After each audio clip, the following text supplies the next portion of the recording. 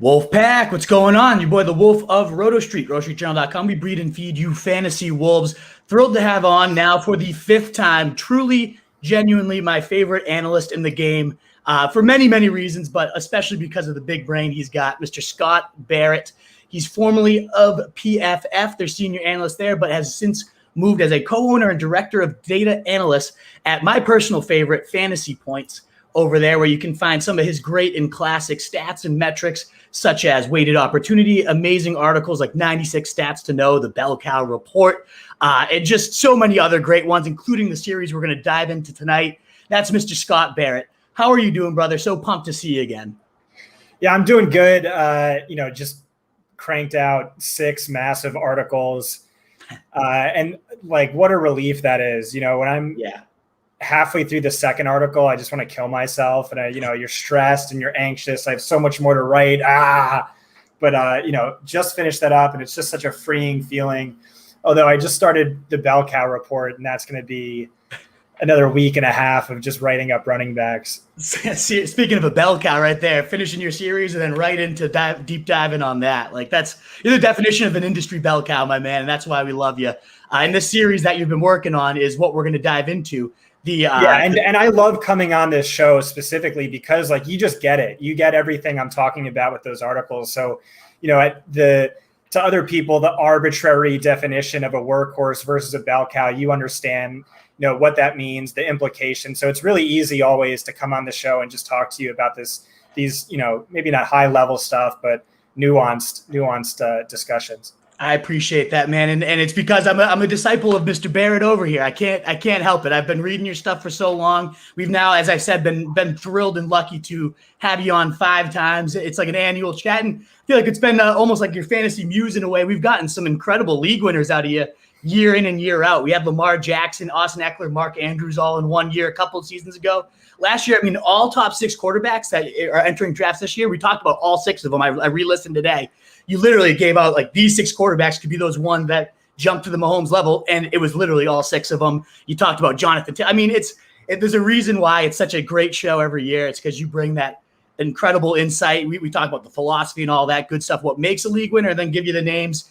It's just always a great show. So I appreciate you saying that. But man, I got to thank you too. It was about this time, maybe a month or so ago last year, where you tweeted out just kind of out of nowhere, my favorite fantasy football account under 2000 is Roto Street Wolf, and literally overnight it doubled. So, just obviously thanking you for the knowledge and insight I've gained from my approach, but the growth in my account, more than tripled now because of that. And so many great, beyond just the numbers, I've been able to connect with Danny Kelly, Evan Silva, just some great people through that. So genuinely, from the bottom of my heart, I truly appreciate it. I know you don't need that, but it is the best, and I'm so thankful for you, Scott. So thanks again, and I'm excited to dive into these league winners with you. You ready to get after it?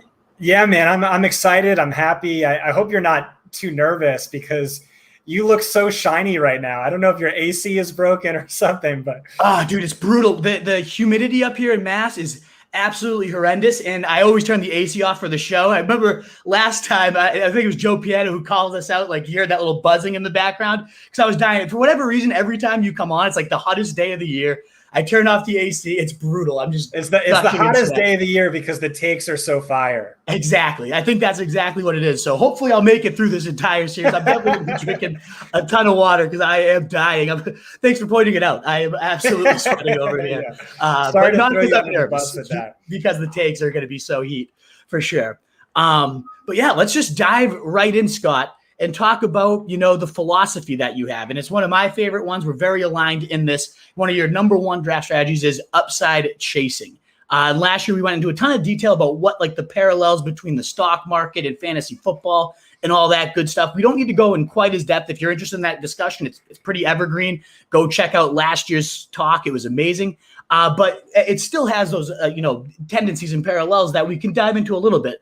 What is that kind of philosophy you've developed for fantasy investing, and how does that differ from your real life stock investing?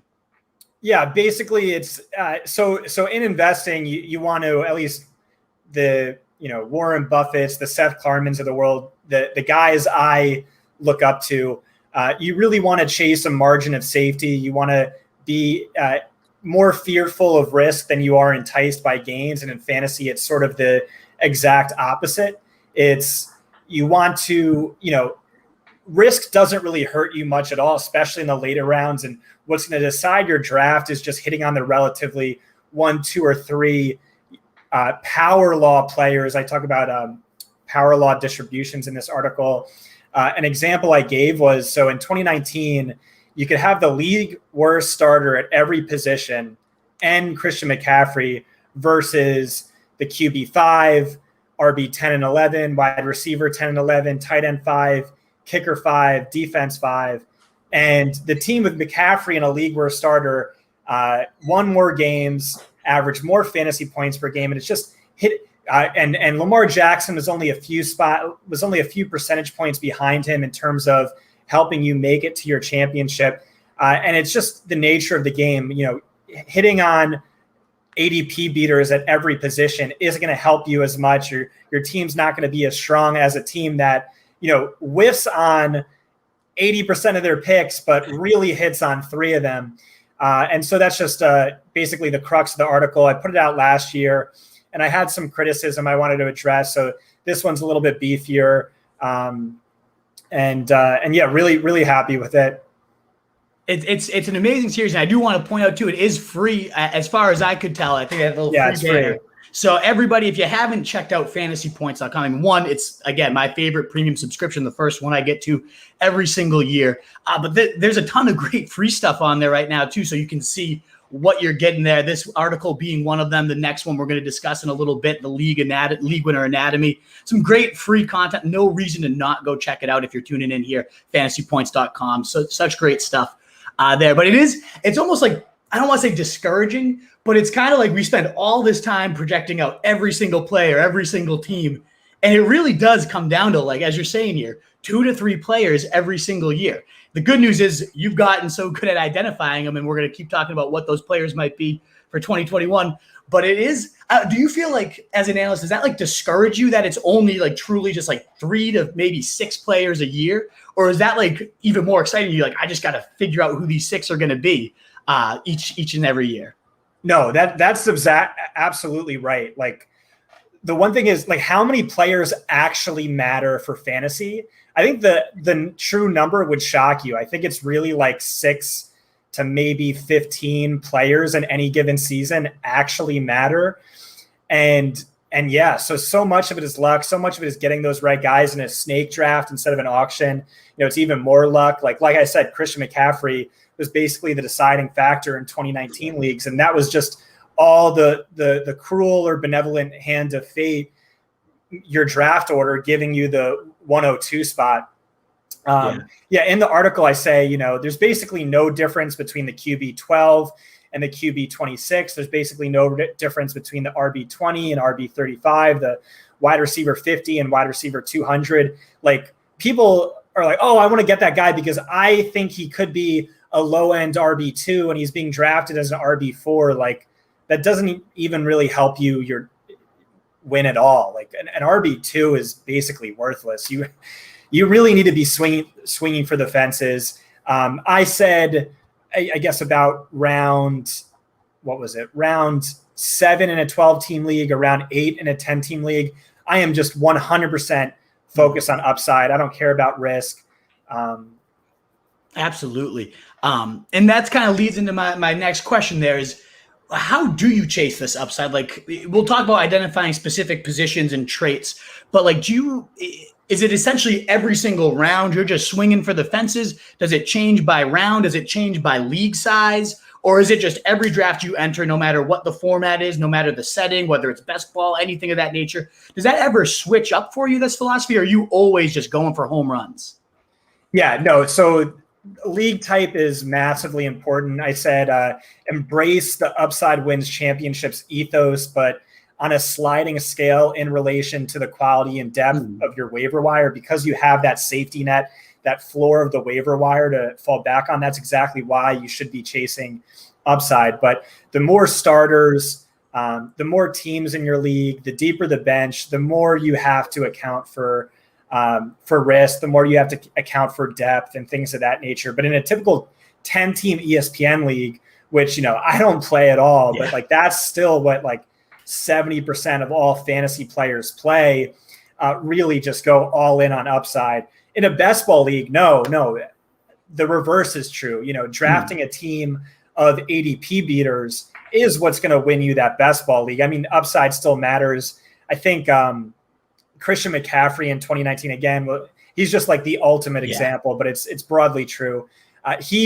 You had a better chance of winning with McCaffrey in best ball than you did of having the RB2, RB3, and wide receiver 1 combined. Like, how insane is that? But yeah, because there's no waiver wire, depth really matters, safety really matters. But just talking start sit, and that's another thing with bell cow or bust. Like, I'm so bell cow or bust in start sit, but in a best ball league, I'm fairly 0 RB. I hate that, and I'll never do that really in a typical start sit, very rarely. But in a best ball, I think it's more optimal than bell cow or bust. Yeah, absolutely, and that's a great point. Like, because again, in those shallower leagues, round 10, I love how you just clarify. Like, your wide receiver 3 is probably just as good as the guy on the waiver wire, unless you nail that high upside wide receiver 3. There's going to be plenty of guys that bring you equal value to your lineup. Now, if it's a 14, 16, one of those crazy leagues, well, now or those deeper, FFPCs, the higher stakes, of course, those waiver wires are quite a bit more barren, right? And it changes there. But ultimately, 10, 12, those standard leagues that aren't overly deep rosters, I'm with you. Just swing for the fences on all of them. And that's kind of what I've embraced. Like, what's the point of coming in 6th place with a nice balance, a couple good value picks? It's all about winning it. Like, that's what we're here for. And so you go for all those home runs for sure. Before we move in, we're going to start talking about league winners, how we define them, how we hunt for them, and especially what I think a lot of you guys are looking for. Who are some league winners we have in mind for this year? But before we do that, if you don't mind giving us a thumbs up, if you're on YouTube, Facebook, Twitter, Periscope, wherever you're at, so greatly appreciated to help us get out to more people. Free, easy way, retweet, shares, all that good stuff continues to help us grow what we're doing over at Roto Street Journal. So one plug I'll do this entire time. Maybe when Scott hangs up, I'll do one more. But I just got to make that shameless little horse plug for as many likes as we could get out there before we now dive into what the definition of a league winner is. So that's kind of how you start your article. And I love the anatomy of a league winner. You got the picture of Justin Herbert, just get all the taped up and whatnot. Just a great overall. Again, I love the series last year, but you definitely took it to another level this year. And that's one of my favorite parts of doing my interview with you, is because I reread them all and such like in depth. And I just come away knowing so much more, giving it a second read, really fine tooth combing it. You kind of define, your methodology, your introduction, how you define it. So what do you consider a league winner? How do we know we've gotten a league winner? Yeah, so that's really tricky. Upside Wins Championships was basically my PhD dissertation on optimal drafting and fantasy. Like, here's what you should do. And then there's all these unanswered questions that are just like so difficult to answer. Like, how do you draft a league winner? Yeah. What is a league winner? It's like, hard. Yeah, you know it when you see it. And like, it's unfortunately it's more luck than skill. But as I've showed in the 2 follow-up articles, I do have a really good hit rate on identifying league winners, before the start of the season. And then this article, Anatomy of a League Winner, basically looks at all of the league winners over the past 4 seasons and trying to find common threads between them that tie them together that can be actionable for us heading into 2021. I defined it by looking at win rates, ESPN 10-team win rates. So Christian McCaffrey in 2019, you made it to the playoffs almost 80% of the time just on that one player. Alvin Kamara, his rookie season, 77%. James Conner, 2018, 76%. Lamar Jackson, 69% that one season. And so just looking at these numbers and then trying to find common threads and the meaning behind it. I also did some positional analysis, which positions are the most important and why.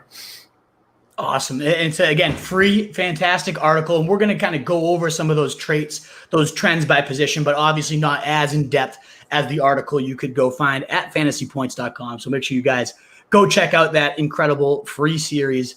It's been amazing. I think the quarterbacks are out as of now. I'm sure by the time some of you are listening, more and more positions will be out as well. And we'll start with the league-winning QBs. As we said, we've had great luck so far. You've back-to-back years hit it out of the park. Lamar Jackson a couple seasons ago. Last year, Josh Allen was the first guy you brought up, followed by Dak Prescott and Russell Wilson, we talked about a lot, who both would have been league winners had the early season pace continue to pan out. What we had guessed would make them season winners was happening. And then, of course, Dak got hurt. Russell Wilson, that kind of crumbled there. The defense got a little better. Schottenheimer went in his shell, all that garbage. But ultimately, we had the right players, and you've nailed quarterbacks so far. I don't know if that's your strongest position every single year, but on this show, at least, you continue to nail that one out of the park. So why don't you let us know, like, what are some things you look for in league-winning QBs, and then who do you consider some potential options that fit that bill in 2021?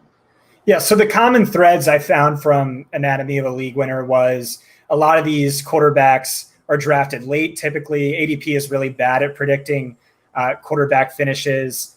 And then, even if you do nail a late round quarterback, the value isn't incredibly high.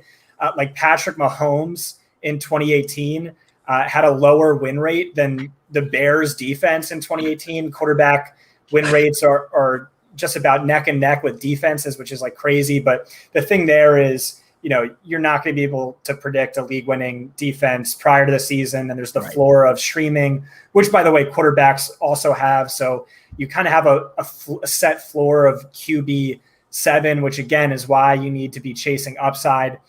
The Konami code is a massive, massive factor. A lot of league-winning sophomore quarterbacks historically, a lot of quarterbacks following offensive play caller changes, some buzz, like Patrick Mahomes had an incredible amount of buzz. The team traded Alex Smith after a career year. I see a lot of similar trends with sophomore season Patrick Mahomes and rookie season Trey Lance. Jared Goff was surprisingly a league winner in at least 2 seasons. I like Stafford a lot, but yeah, my big, must draft quarterbacks this year. Who are my league winners? I gave you Lamar Jackson as the most undervalued player at any position. The closest thing I think we have to that right now is Jalen Hurts. And the Lamar Jackson was the, chosen one in terms of Konami code production coming out of college. But in recent years, Jalen Hurts is the only one who comes close to him. He averaged 101.6 rushing yards per game his final season of college. The 5th most fantasy points by any Division I quarterback over the last 15 seasons. And then last year, what did he do? He averaged 24.8 fantasy points per 4 quarters with 11.3 rushing, and then 25.9 fantasy points per game in games started and finished with 9.9 rushing fantasy points per game. For perspective, those would rank 8th best and 5th best all time. So he doesn't just have QB1 upside. He has the QB1 upside. He has historically great levels of upside. And then you factor in, the added Devonta Smith, all the receivers were hurt last year. To me, it's just a matter of him holding on to that job. And if he holds on to that job, which I think he should, just really massive sky high upside. So I'm drafting him everywhere I can. You see with the top 5 quarterbacks, they're golden. They're all great picks. Like, I love those guys. Usually you just wait on the position, but this year, the top 5 are great. And Hurts is the first quarterback after that top 5 who has easy top 5 upside. I love it. Yeah, and especially the fact that he did the 5th best all-time type of stuff with a receiving core that racked up the 3rd fewest yards among receivers last year. You add in the Heisman, Devonta Smith, and I'm not sure where you stand on him, but that man just can ball. He's a great route runner. I love in your post presser article, one of my favorites every year. You mentioned how Albert Breer talked to all the executives, and they said the single hardest person to defend wasn't even a quarterback, wasn't any other position. It was Devonta Smith. How do we stop this guy? I think he's still going to ball. What do you think of him at the next level? Do you think he's going to continue? I mean, obviously not the college level what he was doing, but do you think he'll walk in and be a day 1 wide receiver 1 for the Eagles? Yeah, I'd bet on that. I understand all the risks, and I think they're fairly legitimate, but I would bet on him succeeding and transitioning fairly smoothly. Are we having technical difficulties? I see you disappearing, but I don't know if that's just the way you have this screen set up. Oh no, I just sometimes will put on like the solo layout for when you're talking. Like sometimes I'll just go solo and then bring you in when you're making some great points. Might as well let you continue to ramble there. So I'm not just nodding off like, ooh, yes. Sometimes I get those excited faces. People like to screenshot them. So I'm just hiding myself from my buddies, really, is what's going on there. But yeah, Jalen Hurts, a great call. The new weaponry. The Konami upside is very, very real. And I love that they didn't really add – you mentioned that if as long as he holds the job, he should be a league-winning quarterback. They didn't really add anybody. I know there was some rumblings that they could Joe Flacco. I mean, come on. Like, there's no way Joe Flacco. If that happens, then that's horrible. But he fits so many of those check boxes. He's a sophomore. He has a new offensive play caller. He's got new weaponry. Like, all those check boxes you were saying, seems to me like it all adds up. And especially, as we said, the Konami code upside. I love – you mentioned Trey Lance. I think he's a great one. I really just like this rookie class in general. My personal favorite is Justin Fields, though. Ran that 4.44 only RG3, and who Michael Vick have faster historic times there. So the Konami upside's there. Not a sophomore, of course. He's a rookie, but he walks into a great situation with Allen Robinson on one side. I think Darnell Mooney certainly got the short staff last year. So many times he was bursting wide open down the field and saw things sail over his head. They ranked top 10 in pass attempts last year with fucking Mitch Trubisky and Nick Foles. So if they're going to throw it nearly 40 times a game with those two, you got to imagine the volume will be good there. Sure, it might take a game or two if they're truly going to be this committed to Andy Dalton. But in terms of the weapons, the Konami upside, and the fact that he was top 5 in PFF's accuracy grade of the last 5 years, only was beat up by Mac Jones of this last class coming in. I think he's got it all, the arm, the legs, the weapons around him. So as soon as he takes over, and hopefully it's by week 1, I think he's going to be a guy you get in. He parallels those kind of Mahomesian Lamars where you can get him around 14, 15, that type of value. Hurts is a little earlier, but still a great value where he's going like 9, 10 there. But if you're going for even deeper, I like Justin Fields a lot. Do you think I'm nuts with that one? No, I certainly get it. I could see him having like a Deshaun Watson type rookie season, off the charts athleticism, top 3 all time in speed score and 40-yard dash for a quarterback. I will just say, like, my tape guys, like my buddies who I trust the most when it comes to film, do not think he's able to start right away. And that really fits into my post-draft presser analysis, where I don't know how you play Andy Dalton over him for longer than like 1 quarter, but they really seem committed to doing that Patrick Mahomes. We're going to have him sit a year and then come in, which, fits with the film analysis. I really hitched my wagon to Trey Lance, though. He was the more productive Konami code quarterback in college. He has the better, sexier offense, smarter head coach. I just think he's so set up for success, a great fantasy schedule. Things like that. So he would be my number 2 pick after Hurts.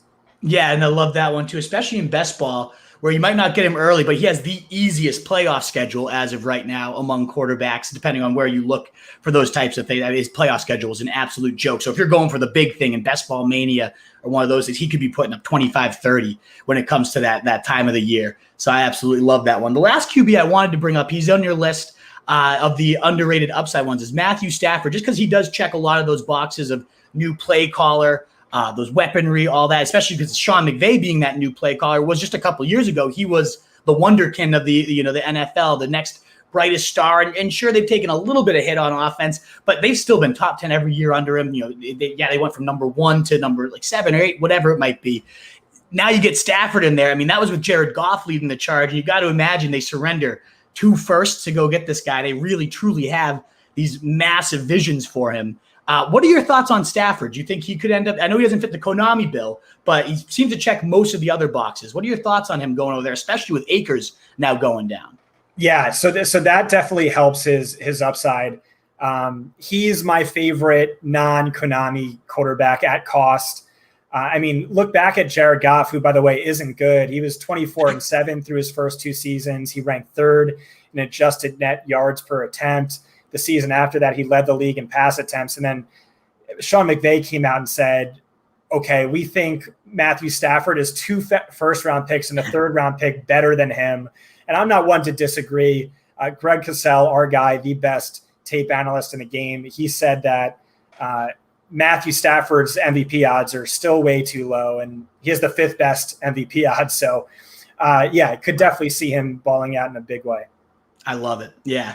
I have him scheduled for the most pass attempts projected behind only Dak Prescott right now. And they're right neck and neck with about 5 in between each other. That was after the post Cam Akers news. So I think he's going to huck it as much as anybody. He's got good weapons and a very smart play caller who clearly saw someone that he thinks could unlock this offense even further after they've been top 10 every single year since he's been there. So I'm looking forward to seeing what that marriage ends up being. But I think he could lead the league in pass yards, maybe even pass TDs. And as you said, and I didn't know he had that 5th highest odds, but that's still, if Greg caught, one of my favorite film guys as well, probably my favorite. And you guys have such a loaded cast over there at Fantasy Points. I can't, who am I to disagree with him? Absolutely. I'm fully there with you. What about running backs? So similar to the quarterback position, what are some trends that make a running back a league winner? And then who are some people you see checking those boxes at the running back position? So with the running back position, you really want younger running backs. Running backs hit their peak years 2 and 3, and that's typically where we see the league winners. You want bell cows, like we talked about. All of the top running backs are bell cows. Coach speak, I'd be careful not to dismiss coach speak. There's a lot of cases where the coaches came out and told us, hey, this guy's going to smash, and then they smashed. Very volume dependent position. Typically avoid handcuffs and targets. You really want a running back involved in the passing game. Like we said, bell cow running backs. So for this article, because I'm going to do the bell cow report, I just excluded the rounds 1 and 4 running backs. But by doing that, I exclude all of my favorite running backs, because if you want a league-winning running back, and by the way, league winners are predominantly running backs. That's the position that's typically going to decide whether or not you win or lose your championship. That's the most position in fantasy by a landslide outside of Superflex leagues.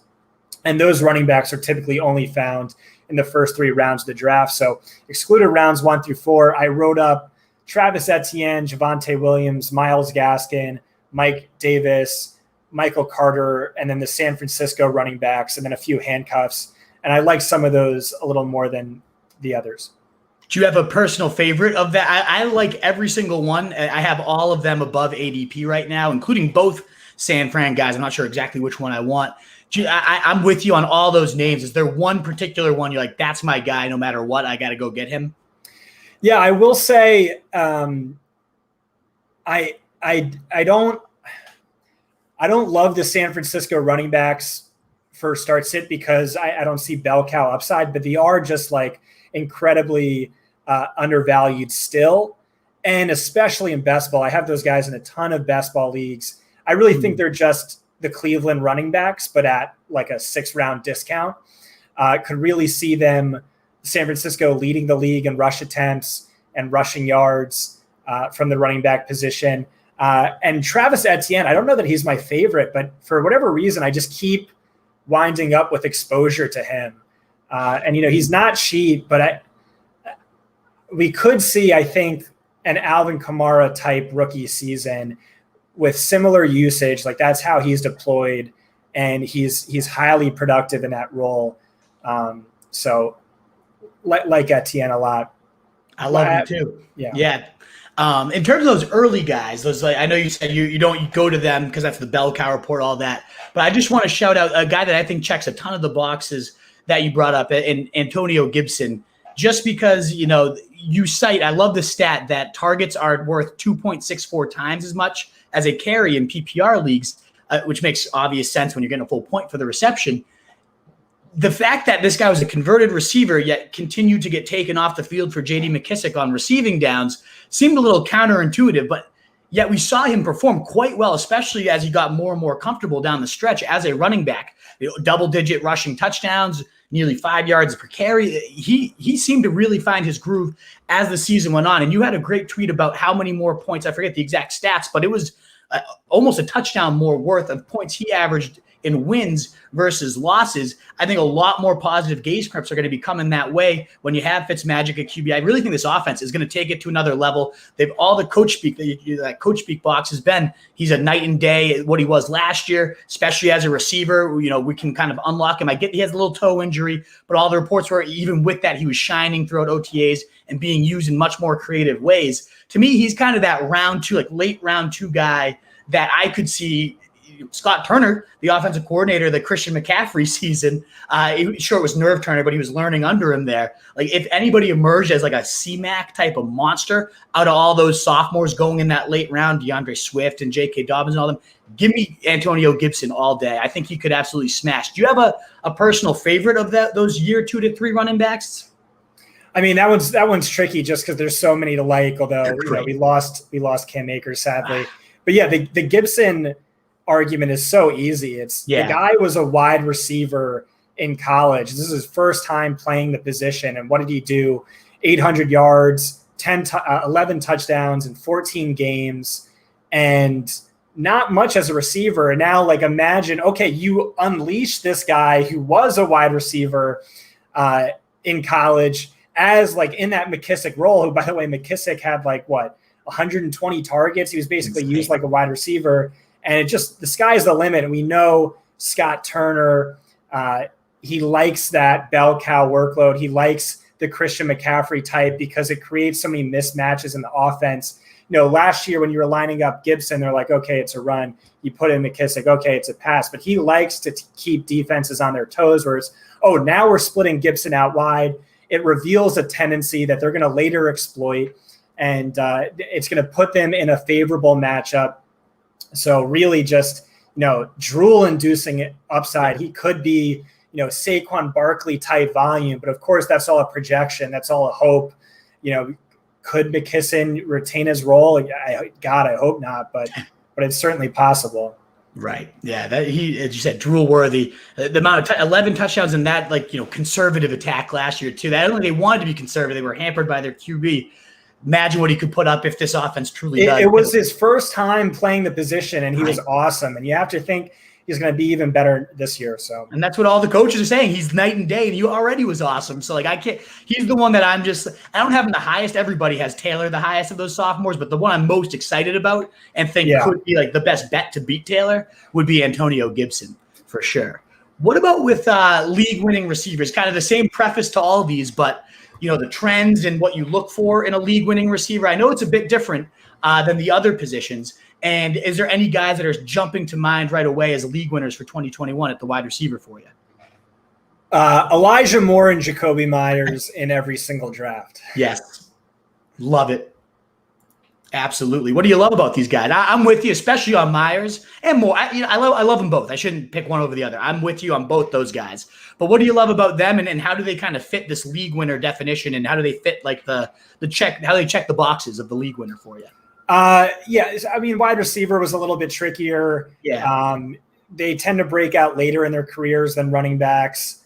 Their best 2-season stretch is years 5 and 6. So, I was saying, maybe don't sleep on a Mike Williams who had great draft capital. Tyler Boyd, Devontae Parker, Corey Davis all took some time to break out.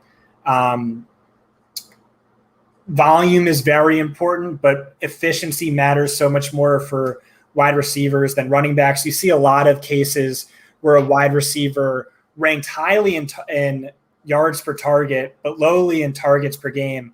And then the next year ranked very highly in targets per game and fantasy points per game. So you could see, Rashard Higgins ranked second in yards per target. Maybe he's a guy, I'm not really drafting him, but maybe he's a guy. Also, ADP tends to devalue slot wide receivers unnecessarily. A high percentage of league winners were slot wide receivers. But anyway, Jacoby Myers, the bulk of the reason why I want to draft him is because I think there's a really good chance he's the starting slot wide receiver for New England. And Bill Belichick starting slot wide receiver has just been fantasy gold for the longest time. Granted, there's the Tom Brady effect. Julian Edelman, Wes Welker were no slouches. But Myers is also freaking awesome. So after Edelman went down, he averaged 7.3 targets, 65.6 yards per game. That doesn't sound great, but remember, Cam Newton was basically Tim Tebow last year. And so looking deeper into the more advanced stats, Myers was deemed open on 86% of his targets last year per PFF charting. That ranked second best of 77 qualifying wide receivers. He ranked 12th in yards per route run, 25th in PFF grade. And unbelievably, from week 7 on, he ranked second best in yardage share. Yardage market share is one of the best stats ever. And so he was just really the focal point of the pass attack. You just couldn't tell because there wasn't much of a pass attack. But yeah, really just looking at Bill Belichick's history, this could be absolute solid gold, even with an increase in 12 personnel. We saw Wes Welker get 169 targets, with the bulk of those in the slot, that big, Gronk and Hernandez year. And then Elijah's just my guy, and he's just been my guy from the start. And then all these beat reports hyping him up as the next Antonio Brown. I love it. I think he's, there's not going to be much of a learning curve with him. I think he can be a PPR cheat code from day one. He averaged like 10.8 receptions per game last year. And he's just a beast. And, Jamar Chase is going, 5 rounds earlier. Devonta Smith is going 4 rounds earlier. So I don't see much of a separation in terms of talent. Of course, I'm biased, but should be. He's just a great value. I love all three of the big names we talked about there. Jacoby Myers, the yardage share argument. I didn't realize it was that high. That's insane. And sure, it wasn't much of a pass attack, but let's, who knows? They're saying Mac Jones has a real shot at winning this job outright from camp. Like, immediately that pass attack is 10 times more valuable than what it would have been from a passing game perspective if it's not Cam Newton throwing him the rock. And even if so, it was Cam Newton's guy last year. He has that rapport. And he goes around 17. Like, what more do you want there? So I'm 100% on board there. Elijah Moore, too. The hype train is insane. But it seems deserved. And you mentioned very pro-ready. We've seen that track record of the Ole Miss guys lately. They just come in and they just dominate from day one. And he's working his ass off with A.J. Brown. Like, I love it all. I love he's going out to dinner with Zach Wilson, like getting buttered up as quarterback. Like, they clearly have that bromance, which shouldn't be the reason you draft somebody. But at the same time, those little things can matter in a seemingly crowded competition. That might be the thing that pulls him over. Just they came in together. They're boys. Like, he wants to feed his boy.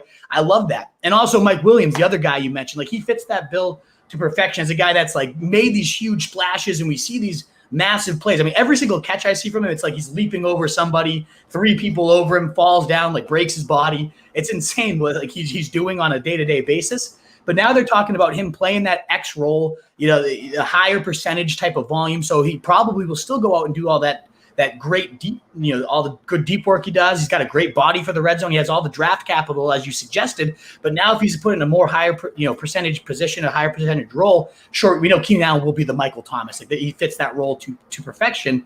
But if they're giving Mike Williams that type of volume too, I really, really like him. I think those 3 that you mentioned are the 3 guys I'm ending up with the most in all my drafts. You can get Mike, around 9, 10, maybe a little bit higher now. He's going up to creeping up to around 8. But then the other guys, Elijah Moore, 10, Myers, 15, like good prices on them for the upside. I'm with you on all 3 of those guys. In fact, those were 3 I wanted to talk about. So we've already covered all the league-winning receivers on the list. I don't really have many others to add. Those are my 3 top choices as well. So I love it.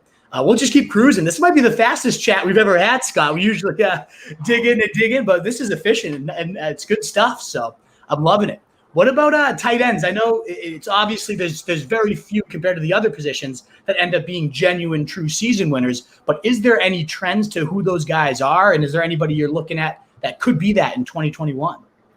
Yeah, I will just say the hit rate on the so the tight end position league winners, it's typically tight ends being drafted like first, second, or third at the position, or guys going undrafted. We saw that last year with Logan Thomas and Robert Tonyan, Darren Waller, and Travis Kelce. And then over a broader sample, just like Kelce dominates, Waller dominates, Andrews,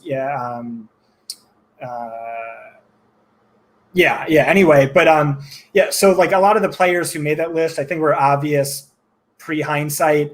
Mark Andrews was my top sleeper in 2019. Darren Waller ranked right behind him. George Kittle was Graham's top sleeper in 2018. Eric Ebron was Hanson's top sleeper. And those were all major league winning seasons. And then Travis Kelce, just Travis Kelce every year. Why not? Typically for for looking at common threads, there really wasn't a ton. Just sophomore tight ends, that's a big thing. They go from like 60% of their career baseline production to like 95%. So that's like a great time to jump on. It's just a massive jump to jump on a sophomore tight end. Maybe Adam Troutman or Donald Parham is a thing. We'll see. But none of those guys are really on George Kittle or Mark Andrews, their level. They had historically great rookie seasons. You can look for coach speak. John Gruden basically told us Darren Waller was going to lose his mind, and he did. But that's about it. Tight end was tricky. I guess the guy I settled on was Logan Thomas. I just keep drafting him, and it's tough because I've even drafted him above Dallas Goedert and Noah Fant, who I also really love. I have them all closely grouped together, but luckily he's typically going like a round or 2 rounds later. Yeah. I mean, Darren Waller is probably the guy I'm trying to get at ADP, but if not, Logan Thomas is a guy I'm happy to settle on. Love it. Yeah, Mike Clay was the last big wolf we had on before you, and he labeled Logan Thomas as his main tight end target, his main league winner as well. So 2 great minds being aligned there. Certainly doesn't hurt. Even more touchdown upside. Sure, Curtis Samuel's there, might eat into the target load a little bit, but I still think the quality of those targets can be that much higher if this offense is exploding. The way I think Brian Fitzmagic, we'd already talked about league-winning quarterbacks. I think he could be a monster. It was in your article, actually, I saw over his last 23 starts. I think he's averaging 22.3 points per game, and only 2 quarterbacks like Lamar Jackson and Mahomes had more than that, or something wild of that nature in your article, which blows my mind. And I don't see why he won't continue to put up a ton of points when his situation's only better in Washington. More faster-paced offense, better weapons. I love him as well. And so if I love him as much as I do, Logan Thomas is definitely big on that list. It seems to me, too, a lot of the later round ones, the obvious ones, the Kelce's, the Wallers, but then the Ebrons or, who else did we mention there? Waller when he broke out, Mark Andrews when he broke out. A lot of that breakout seems to be just very touchdown. Tunyon, we talked about, right? Almost all touchdown related, 11 touchdowns for Tunyon last year. So I'm trying to think of who might end up being one of those later round guys that's in line for, even if not a ton of yardage, touchdowns. I love Troutman. I thought that was a great call. I also think Ferkser, I get that you're playing behind A.J. Brown and Julio Jones, but they love to use those tight ends in the red zone. At least Arthur Smith did. Who knows if that will continue over with the new play caller this coming season. But he should be in line for a decent amount of scores if this offense is as explosive as it should be with those 3 big weapons. So I like Ferkser a bit as a potential touchdown machine. But Logan Thomas at price is a guy that I am finding myself land a lot. And Troutman, too. That you already brought him up. Is there any other league-winning tight ends? I'm trying to think if there's any other last-minute guys that I'm all in on that I keep getting I forgot about. So within the quarterback position, it's careful to define quarterbacks as either a Konami code or a statue. With running backs, either a bell cow, workhorse, or a scat back or a handcuff.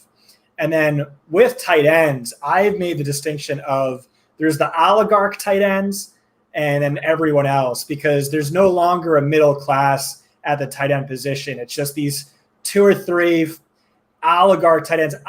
I was saying wide receivers masquerading as tight ends. And that's certainly the case with Kelce, who runs 60% of his routes from the slot, never blocks. That's Darren Waller, who came into the league as a wide receiver.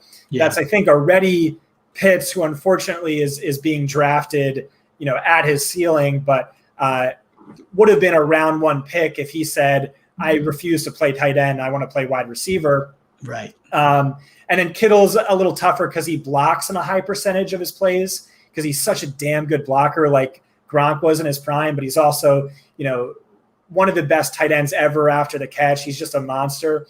Mm-hmm. So I'm looking for that next Waller, let's say. And I think that's Logan Thomas, a hyper athletic converted quarterback who was really great his first year actually playing the position. And, the tight ends coach said, I think Thomas is already a top 5 tight end in the league. He was our most dependable player last year. So I could see a big jump for him. But another converted tight end is Tunyon, who was a wide receiver in college, also hyper athletic. And so he massively overperformed last year. His touchdown due for a massive touchdown regression. The stats on him are actually really crazy. And a lot of that, of course, was Rodgers putting together an MVP caliber season. But here's some of the stats. So he finished as the tight end 3, but he ranked 24th in targets. He had more touchdowns than he had incompletions thrown his way. It was the greatest season of all time by fantasy points per target. So we can look at it like wide receivers where, okay, hyper efficiency lends itself more towards volume in the following season. And that's basically what Matt LaFleur said. He said, Tunyon's improved more than anyone else on the team since he became the coach, and he wants to feature him more in the offense in 2021. Maybe he's the number 2 receiver, and he's the next Darren Waller. That would be amazing. He really only played part-time last year, whereas that's a big reason to like Logan Thomas. Logan Thomas had the best, route and non-blocking volume of any tight end. He never stepped off the field. He was at a 91% snap share. Tunyon was 65%. So who knows? I mean, he's a guy to consider. There's tight end's just really tricky. I also wrote up Tyler Higbee, who was one of my guys last year. It didn't materialize. It's just the same argument for him. Goddard, Fant, I can't not like those guys. Engram coming off an injury, Troutman. Yeah, and that's it. I was going to actually bring up Higbee because he was the guy we talked about last year, and obviously that one didn't fully pan out. But the argument's the same, other than Gerald Everett's actually gone now. Like he's completely removed. And I mean those splits we talked about last year. Remember, just 2 seasons ago when Everett went down, he was on pace for I think it was almost 200 targets, 17 touchdowns, 1,600 yards. Obviously not a sustainable pace, but it was one of those things that just went and showed you this guy could be a true difference maker. Now you get Matthew Stafford, an offense that I think is going to become even more pass happy with Cam Akers being out. I love Higbee going, right around tight end 9, 10, right around that Logan Thomas range. If I miss out on Thomas, I have those two neck and neck. I really, really like Higbee and what he could do this year. He was the one I wanted to bring up. The only other one that we didn't mention, and he's old, so he could hit that cliff and just be completely useless, but Jared Cook, I really am into Justin Herbert this year, chucking 40 touchdowns or so, and maybe it's Parham. You said Parham earlier, certainly younger, more athletic at this stage, but if it's not, if they went out and got Jared Cook and Joe Lombardi coming over from the Saints, where we just saw Jared Cook, he's number 2 in touchdowns since he just went from the Saints those last 3 seasons, number 2 behind only Kelsey these last couple seasons. I think there is 10 to 12 touchdown upside if he remains that main guy and Justin Herbert takes off as much as I think he will. Is he too old for you, or are you just Cook's off my radar because of that? Or do you see any reason to go after him? Jared cooked?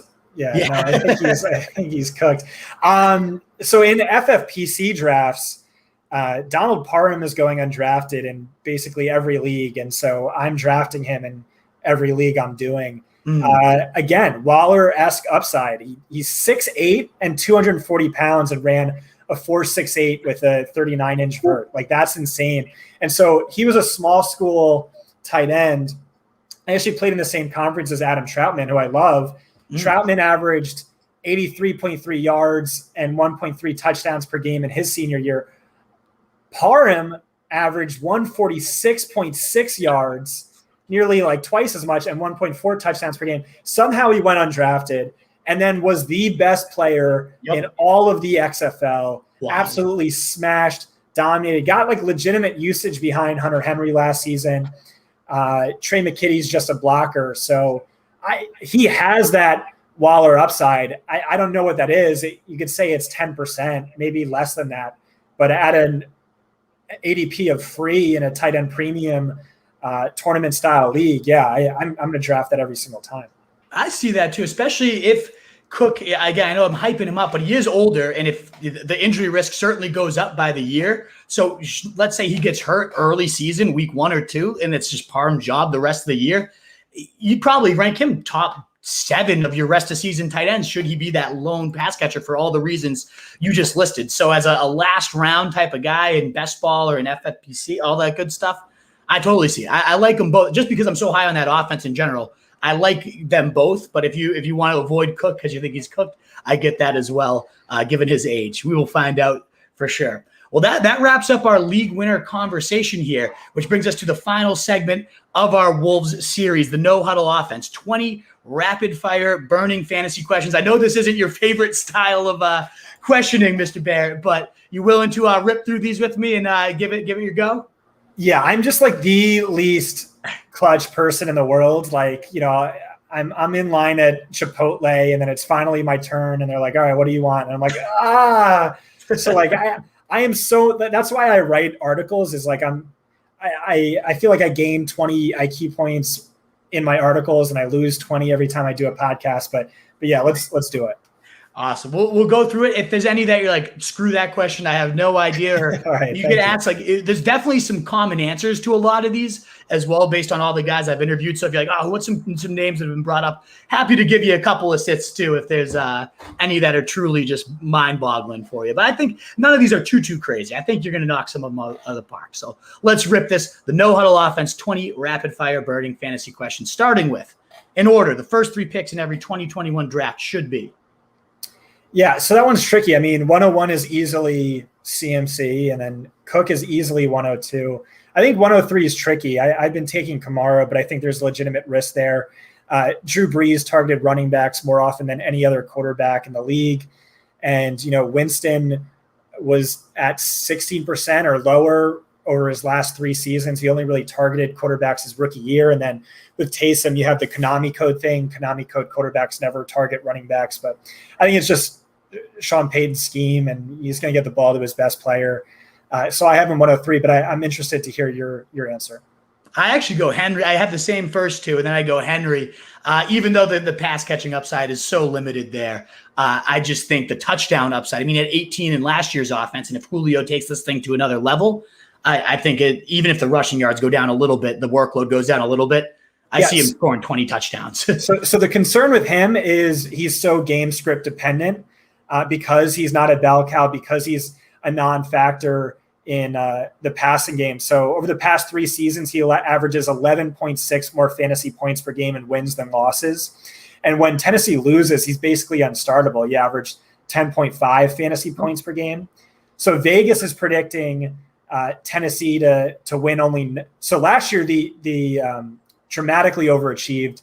They won 11 games. Just 2.5 more than Vegas expected. This year, Vegas is predicting 9 wins. And so if that's correct, and we use the splits I just referenced, he should fall from 20.9 to 16.6 fantasy points per game. And then if they fall, 2 wins short of that mark, it's just 15.3 fantasy points per game. So that's a massive difference. You really need Ryan Tannehill to, 1, stay healthy, 2, to keep pushing Mahomesian levels of efficiency. And you need Arthur Smith not to be this mastermind evil genius behind the team's recent success. And I think he might. That's one thing. That's probably the biggest concern I have is Arthur Smith leaving. I think he is a highly underrated coach. I think he's going to do some great things in Atlanta. I don't know what their season win total's at this year. I like Arthur Smith a lot. I think that's a bet I'm probably going to hammer the Falcons for their wins. I have a lot of friends who are like way smarter than me with the deep X's and O's and film stuff.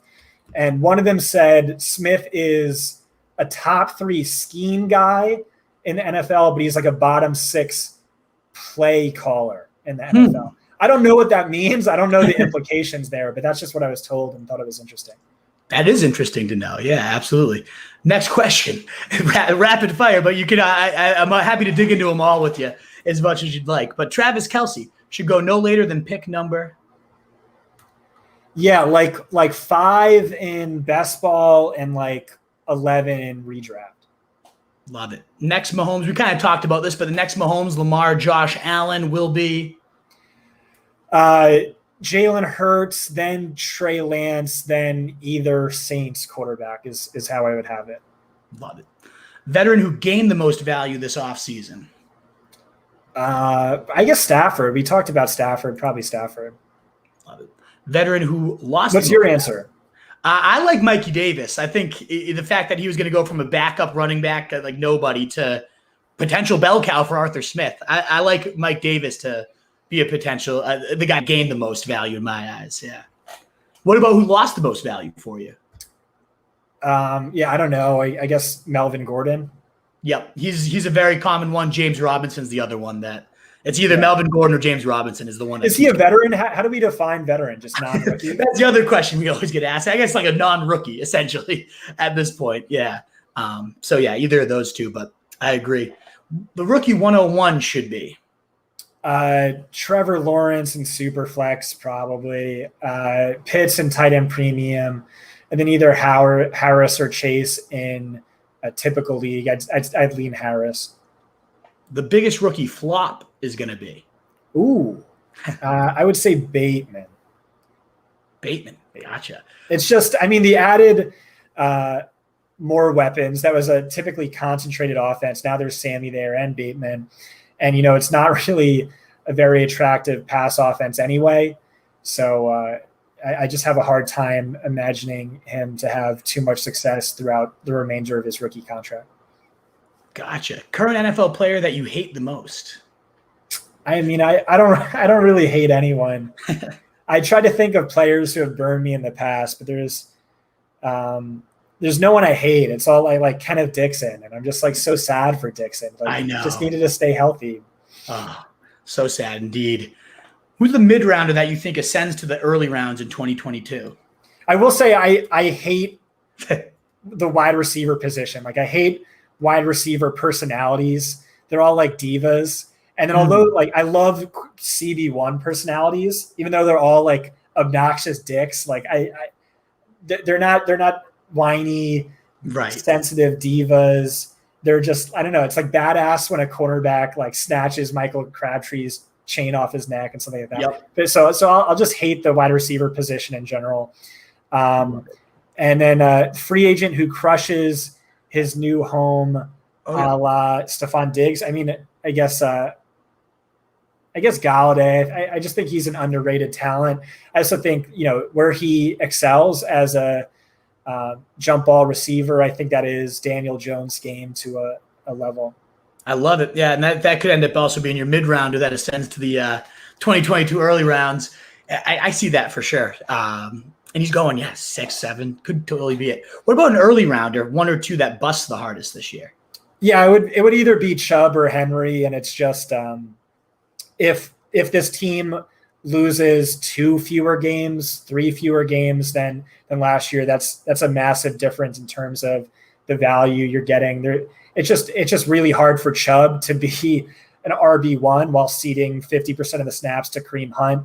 You really need perfect, positive game script. So, I mean, if everything is the same, they'll smash, but they need a lot to go right to maintain the production they gave us last year. I see it. We already talked. We had this whole thing about league winners, so you can go with anybody we've talked about. If there's any names that we didn't discuss, you want to toss out there. But who do you consider a league-winning late-round running back, receiver, or tight end?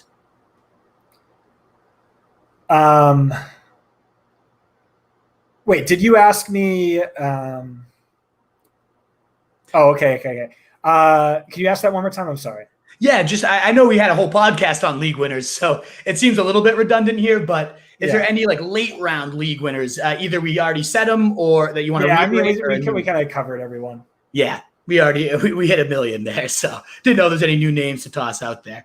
What about most important training camp story or battle you're going to be monitoring? Yeah, a starting slot wide receiver in New England and Carolina. Sam Darnold, maybe it was.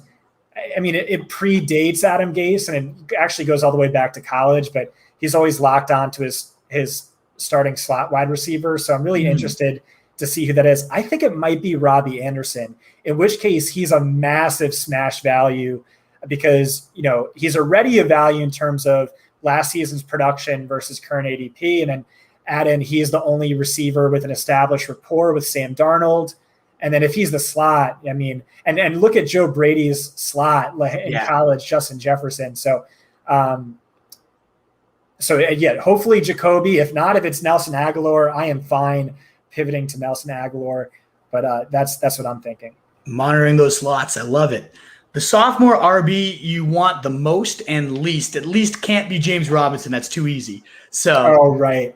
I would say, yeah, to make it hard on myself, I'd say I'm not going to end up with a lot of Jonathan Taylor, which is such a shame because I love Jonathan Taylor. It's just, I mean, he smashed last year, but it was on 55% of the snaps. It was on low-end RB2 volume. And so you're betting on efficiency, which, I mean, he's awesome. So he's probably going to continue to be efficiency. But I worry about, is he going to get a bell cow workload, or are we going to see Nyheim Hines steal targets and then Marlon Mack possibly even mix in? And then, yeah, I'll go with Gibson. I love it. He was one of my guys last year, and, you know, especially from a dynasty perspective. So what's changed? Nothing's changed. Everything just looks even rosier than it did last year. Absolutely. Do you think Aaron Rodgers is leaving Green Bay? I want to say yes. I want to say, but I don't know if that's just like because it's more exciting. I will say, if you look at Denver's odds versus Green Bay's odds to start the season, Denver had 19th best odds to win the Super Bowl, and now they're 9th.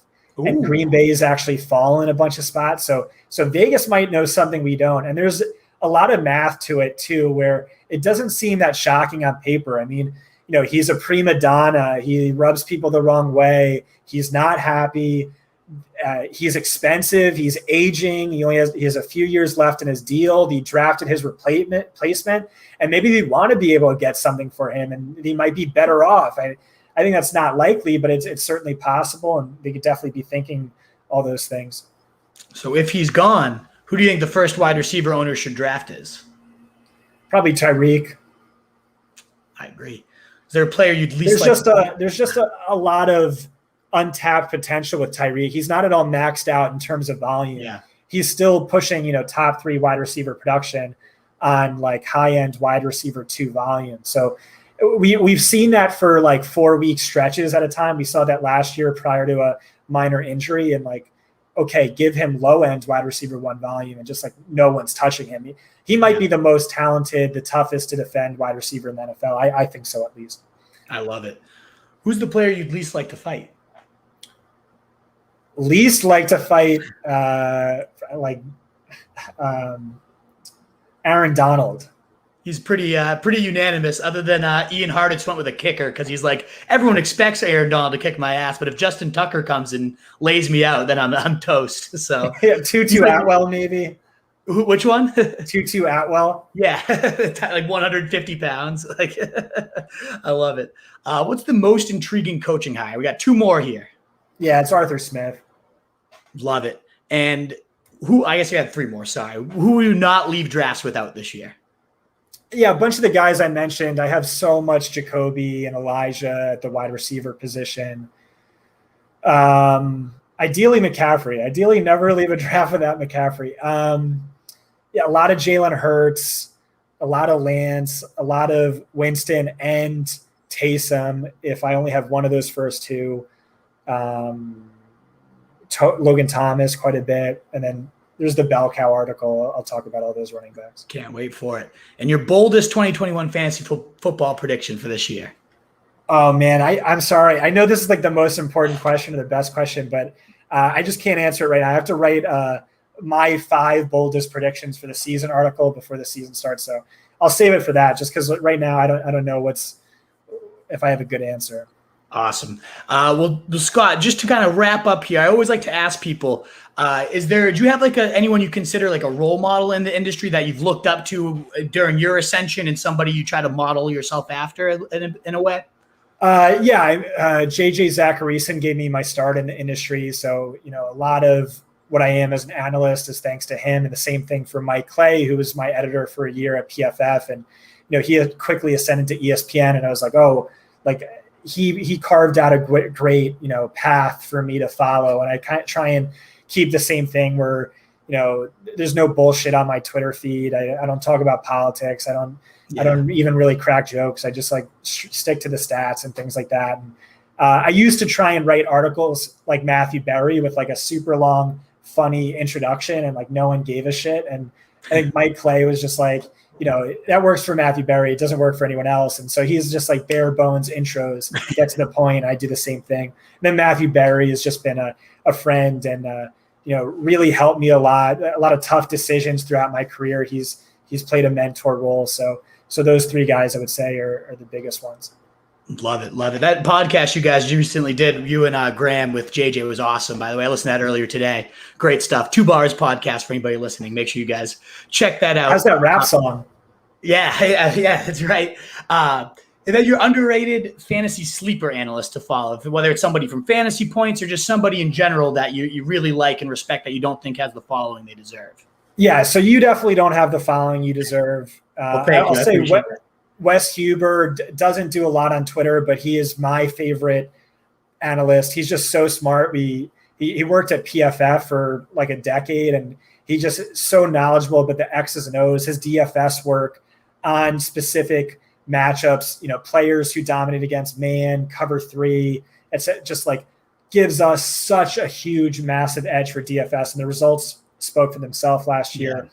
And then 2 younger guys, Jeff Henderson, who created one of my favorite stats, WAR. It's like a VORP, value over replacement player on steroids. And then Jake Tribby is a young guy we hired. I feel really good about, a little raw and inexperienced, but tremendous work ethic. And he's already written great pieces. He's grown by leaps and bounds. So check out all those guys at Fantasy Points. Awesome stuff, Scott. And we'll wrap up with a reminder of where to find you and your work and connect with you. Yeah, anything else you'd like to promo too? No, that's it. Scott Barrett, at Scott Barrett DFB on Twitter. Fantasy Points, use promo code 21Barrett10 to get 10% off. And thanks for having me, man. Awesome. It's always a pleasure. Always, if not my favorite, it's always my favorite show. I hate to say it because I know other guests might be watching, but it's always a pleasure. Again, as I said at the top, no one's done more for me so far in my career, so couldn't be more appreciative of you. I look forward to one of these days, maybe not in the heart of the off season, but when things are a little calmed down, I want to do a show sometime and talk about some of the cool stuff you're doing beyond the fantasy world. I know we've talked in our DMs about screenplays and things like that. There's a whole world of Scott Barrett that I want to learn more about. I think the people would want to learn more about too. So maybe in the very calm of the off season early this year, we can maybe dig into that a little bit more together. That'd be awesome. That sounds good. Awesome, Scott. Well, thanks again so much for your time, for all your insight, your generosity. I'm going to sign you off here. I'm going to answer all the rest of the questions, but really, really appreciate everything you've always done, man. All right. Thank you. Thank you. All righty, Wolfpack. And let me get on to your questions here. There we go. All righty. We got a dime is better than 2 nickels. I think that's somebody shouting out a line from Barrett's article over there, which I 100% agree with. And it's kind of the way it's summarized there for F. Sadiq is you can have these 2 middle round guys, but you really want that 10. You can have a couple 5s, but it doesn't always add up to that 10, that genuine league winner, that those 3 to 5 guys we find every year. I absolutely agree with that. So thank you for reminding us of that awesome time. So yes, I love that quote. One of my favorites from the articles, which again are free on Fantasy Points. So awesome. 1 sec. Yeah, Scott, you don't have to hang around, man. I appreciate you, but feel free to head on out, man. I see you in the lobby there. What else do we got here? Mohammed, James Conner to be a league winner again. Really, Mohammed? That's an intriguing one that I did not expect. I haven't he's got the touchdown upside. He could be the big back. We know Edmonds has like 1 career goal line carry, I think it is. So there is some real touchdown upside, but as long as Edmonds is healthy, I don't know that Connor is going to see nearly enough volume to be a league winner. Edmonds has his own injury concerns, but so does Connor. I see that being a committee, and I'm pretty down on Edmonds myself, but that doesn't mean I'm loving Connor either. Kyler Murray runs so many in from the stripes, so I don't know that I agree there, but I'd love to hear your case if you're still with us, Mohammed, on that. And Tannehill, I totally agree. I can totally see that one. Sneaky Konami upside. I think he had 6-7 rushing touchdowns last year. And then you give him Julio Jones. I mean, he's been a top 7 quarterback for 3 straight seasons, as Scott mentioned earlier, QB3 when he took over in 2019. So there is some real upside. My one concern is what we talked about with Arthur Smith gone. Is that gonna regress the efficiency there? Maybe, but I love the weapons. It's going to be tough to stop that offense if Tannehill continues that efficiency even without Arthur Smith. That's the one concern. I have about him. Worried about Nate Sudfeld? No, I don't. Why would I be for Jalen Hurts? I mean, the end of the season when they put him in, that was just BS. Like I don't see that happening ever again. And it's new staff and everything too. So no, I'm not Ike at all. Quick explanation on why to avoid handcuffs, asked Jesse Dodson. I'm actually not in the boat. I don't know if Scott is, and I apologize if that was meant for him, but I do want to respect his time and let him get out there. We already went over an hour. I typically, it depends on like best ball versus that, because best ball, you're trying to give yourself the most upside to win, in addition to floors, and taking up a roster spot with someone that's not going to matter unless your main guy gets hurt. Well, you're probably not going to win it anyways if your main guy gets hurt. So I get it in those type of formats when you can't really control your lineup and all that.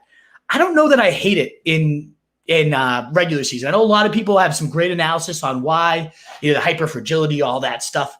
But if I have a guy like, let's say Saquon, and he's already come out and said, I might not be ready for week 1, well, I'm going to make sure I go get Devin Booker with my last pick. Like I'm not in the boat of avoiding handcuffs unless it's a very shallow league, like a 10-team league with very shallow rosters. Otherwise, I really like getting my insurance policies. So Jesse, I'm not there in terms of avoiding it myself.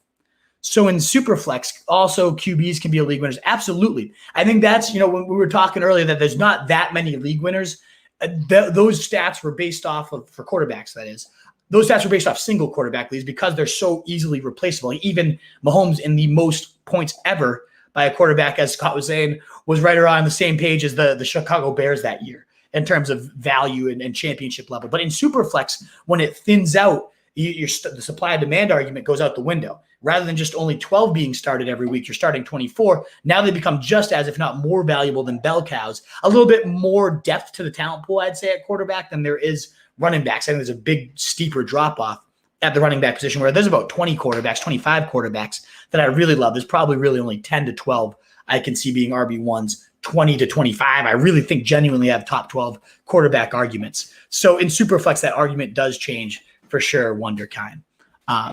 In auctions, do you think grabbing 2 elite RBs and a second-tier guy is a must? I love doing that, Sam, as we talked about at Barrett's article. Check it out again, fantasypoints.com. 10 of the top 15 league winners have been running backs, and they are typically 60% of them have been those most expensive guys in the first couple rounds. If you can find another guy a little bit later at a better value, amazing. But typically, those guys are monsters, and that's what you have to get. So I'm with you. That's what I do most seasons is I go for the McCaffrey. I go for that main guy, and then I try to get Derrick Henry to go with him.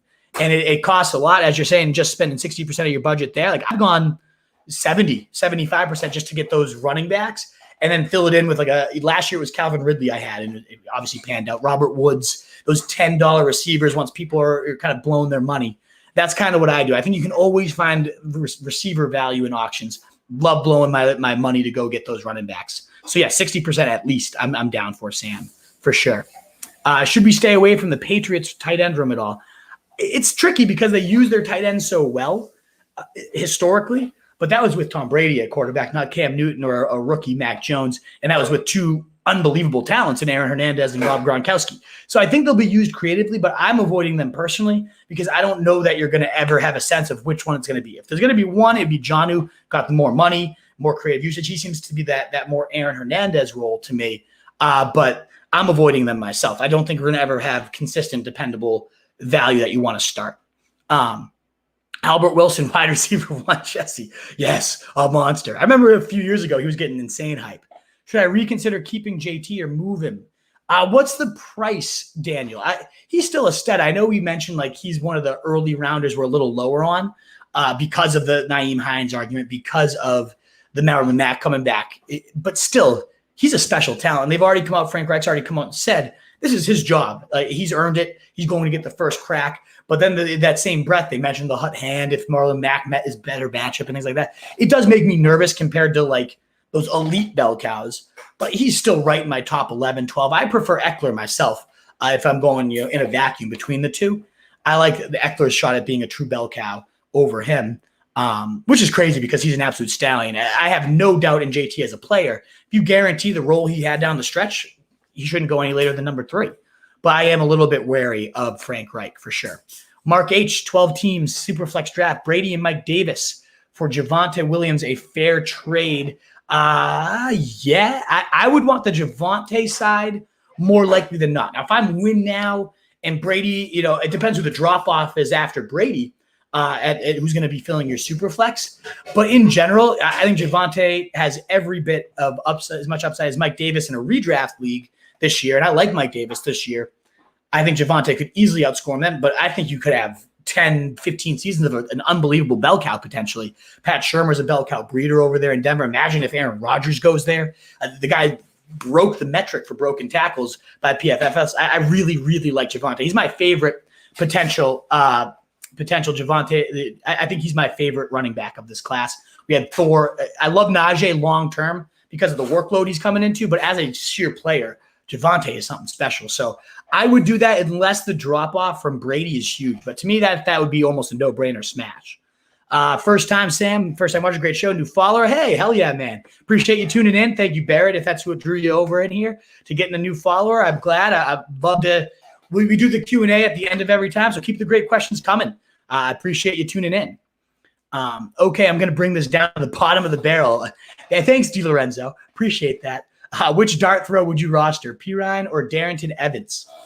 Man, that's a tough one because I actually do like them both. Pirine had like a 19-point fantasy day when he became the starter, when Gio Bernard was hurt, when Mixon was hurt.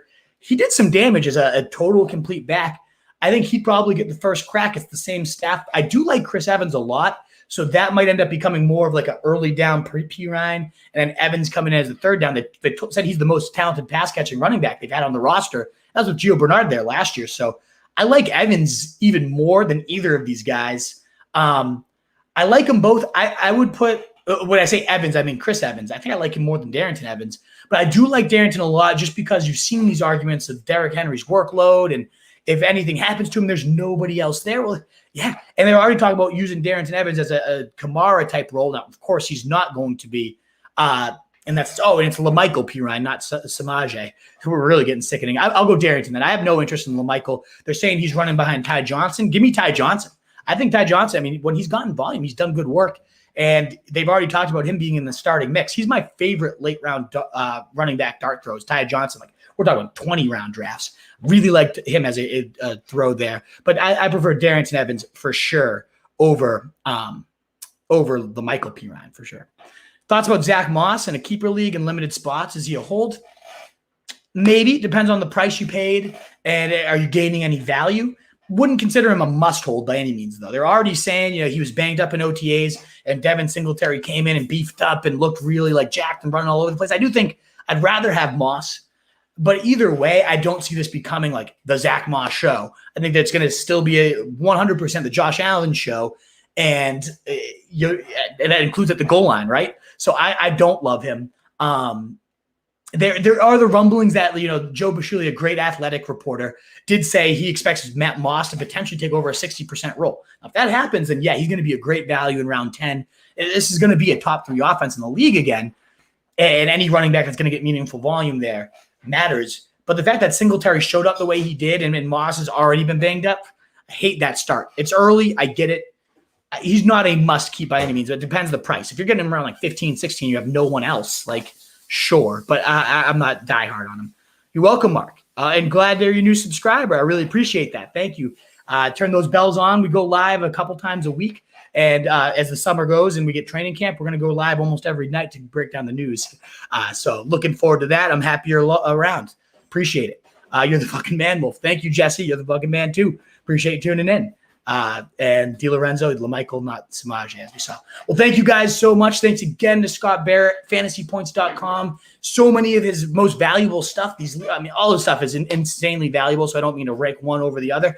But one of my favorite series he does, these league winners we just broke down, are all for free right now on Fantasy Points. So even if you don't pay for it, and it's the first subscription. I say that very genuinely. I do every year. My favorite new upstart site. Would highly, highly recommend them. They helped me tons in DFS last year, in addition to everything else that they do. Love those guys. We got a reminder of where to find you in your work. Don't need that on there anymore. But I love Scott. Nobody's done more for me in the industry. What a great guy.